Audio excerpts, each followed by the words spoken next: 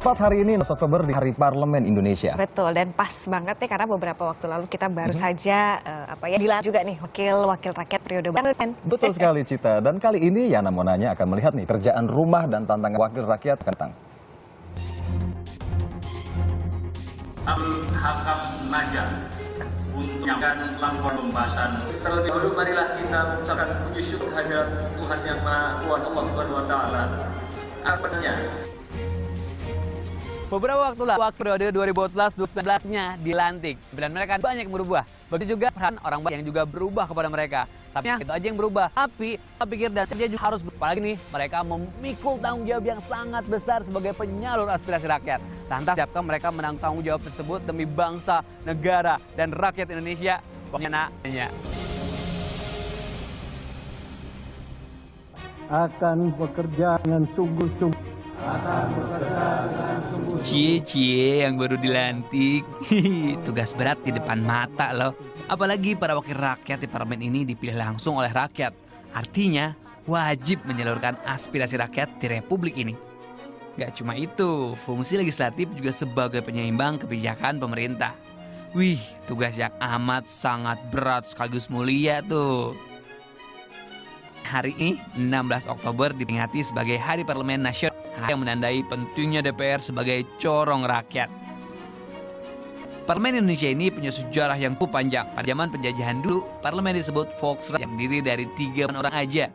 Setelah merdeka, parlemen kita berubah dengan nama KNIP alias Komite Nasional Indonesia Pusat. Barulah nama DPR digunakan pada tahun 1950.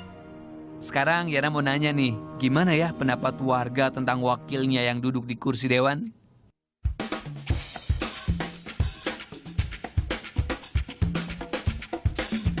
Anggota dewan ya? Itu wakil rakyat kita. Sebenarnya mereka harusnya lebih dewasa. Kalau sekarang sih kurang percaya. Percaya nggak percaya sih. Jadi rakyat cuma diabaikan doang. Percaya nggak percaya juga sih ya. Soalnya kalau bilang semuanya nggak benar, buktinya masih ada orang-orang yang mau membaur sama rakyat. Nah, kalau diulik-ulik nih, ada 560 orang anggota DPR yang mewakili rakyat Indonesia dari Sabang sampai Merauke. Kalau anggota DPRD yang terpilih tak kurang dari 2.100 orang. Dari DPR RI ini, 282 orang merupakan anggota DPR muka lama, sedangkan sisanya adalah wajah baru atau tak kurang dari 60%. Wajah baru harusnya sih semangat baru. Salah satu anggota DPR yang terpilih adalah sosok yang satu ini nih. Mbak Yayu, apa kabar? Tahu dong siapa? Kalau Yana sih, taunya nih megang tenis. Hehe. Wah, dari lapangan tenis sekarang pindah ke lapangan parlemen ya? Jadi apa aja yang mau diperjuangkan nih setelah akhirnya duduk di sini? Kalau untuk olahraga, langkah konkret dari Mbak Yayu sendiri? Perjuangan itu terus terang aja banyak sebetulnya PR. Salah satunya udah pasti kita bicara kesejahteraan. Kesejahteraan. Ya, kesejahteraan buat mata itu. Kenapa? Karena daripada kesejahteraan yang nggak dihargain ini ibaratnya ya. Jadi itu dampaknya luas. Ini yang membuat olahraga kita terperosok. Oke. Perjuangan yang konkret itu seperti apa? Misalnya kayak mengajukan peraturan apa gitu ke fraksi itu gimana? Salah satunya ya udah pasti kita ini kan fungsinya salahnya legislasi ya. Salah satu gitu di situ kan barangkali saya bisa menggagas gitu ya untuk dimasukkan dalam undang-undang atau kita bisa nggak buka juga undang-undang olahraganya. Tapi kalau saya rasa mungkin lebih baik kayaknya untuk kesejahteraan ini kita bicara masa pensiun dari sisi si atlet ini sendiri. Kedua, faktor yang penting juga yang saya rasa sebetulnya lebih penting konkretnya untuk keseluruhan ya daripada cabang olahraga itu salah satu adalah anggaran. Saya ingin kalau bisa ya saya targetnya nantinya 1% dari APBN. Atau merubah stigma masyarakat. Perjuangan sesuai dengan bidangnya ya. Semangat. Ya tunggu janjinya ya.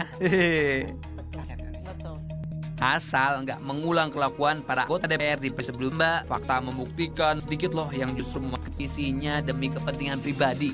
Satunya adalah kasus korupsi yang kerap menyerang para wakil rakyat. Padahal berbagai fasilitas yang menggiurkan sudah diberikan buat wakil rakyat kita. Tujuannya jelas mempermudah kinerja mereka sebagai wakil rakyat.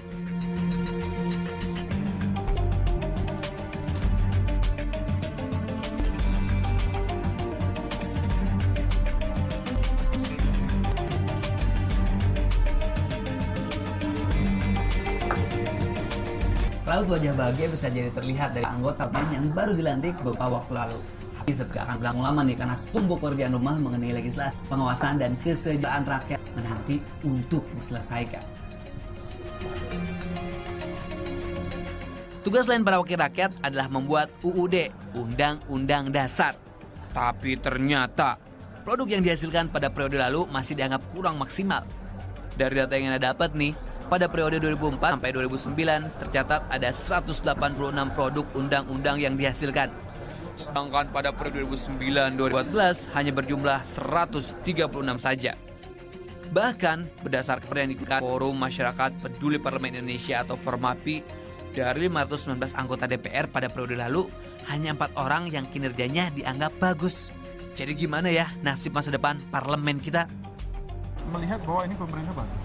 Nah, dua-duanya ini harus bersaing untuk hal-hal yang bagus.